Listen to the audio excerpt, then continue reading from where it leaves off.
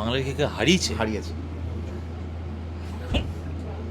বাঙালিটা সবার আগে যেটা হারিয়ে ফেলেছে সেটা বাঙালিয়ানা, বাঙালি। এবং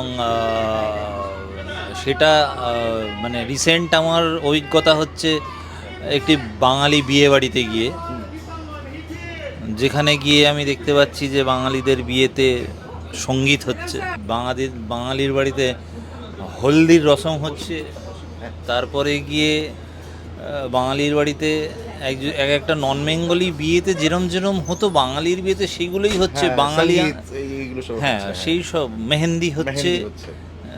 মানে আমার মা কোনোদিনও মেহেন্দি পরেননি, তিনি বাঙালি।